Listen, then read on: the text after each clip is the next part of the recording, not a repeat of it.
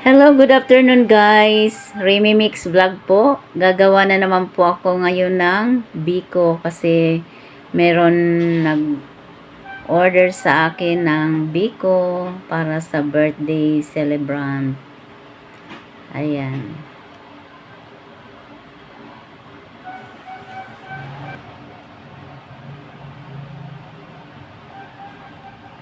At ayan guys, nagpalangis muna ako ng gata. Mula sa 4 na malalaking nyug yan guys.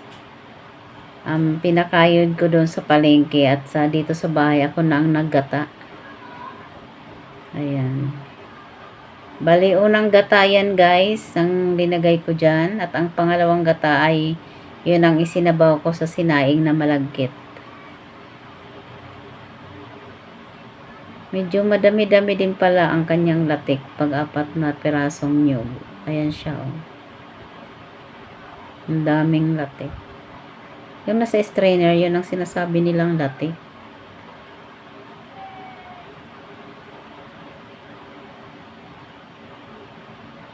Ayan. Pinatulo ko muna. At ayan, yan ang sinaing ko na malagkit na bigas. 2 kilo po yan. Kasi ang order ay nasa extra large na bilao, biko.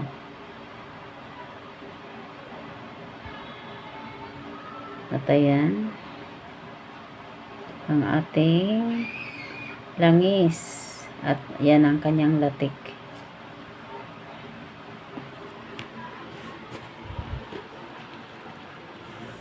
Ayan, hinulog ko na ang asukal. Pinag-combine ko ang dark brown na sugar at saka wash sugar. Kasi sobra namang dark yung isa.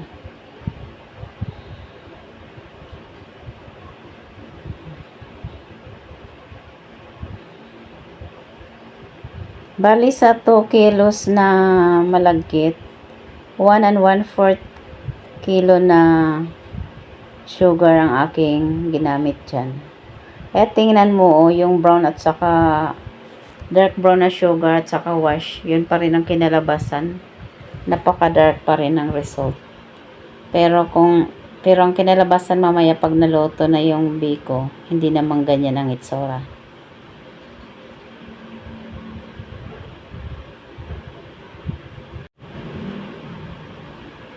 Ayan, linagyan ko na ng kanin para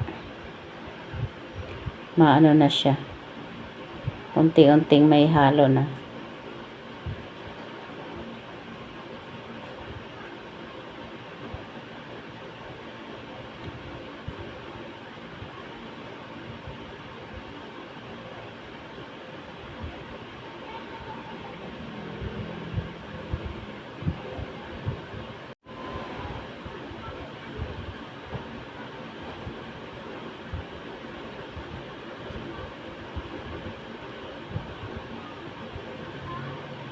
Ayan, mahirap din ang maghalo.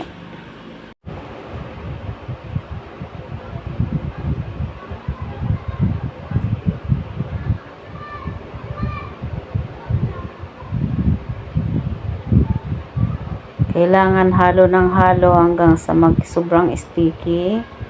Yung hirap na siya mahalo at saka hindi na masyado nasama sa sandok yung paghahalo. Ayan, napamali ako dito ng pag-video. Napatayo ko ang cellphone ko siguro. Hindi ko naman pwede ito ang may erase ko na video kasi ito na yung last na sobrang paghahalo. Ayan. Yan o, hirap na ako maghalo dyan.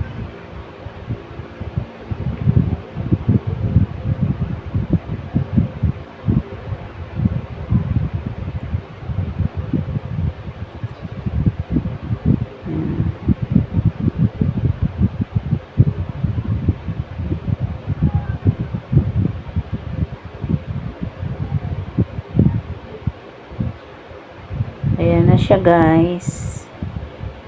Nailagay ko na sa bilao. Extra large na bilao po yan siya, guys. Number 16 na bilao.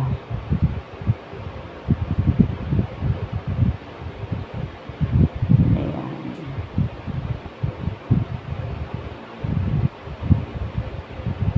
Medyo makapal siya, mabigat.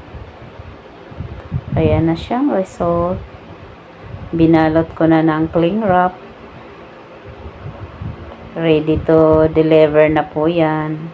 Pero inaantay ko pa ang aking lulutuing poto at saka pansit. Ayan siya, guys.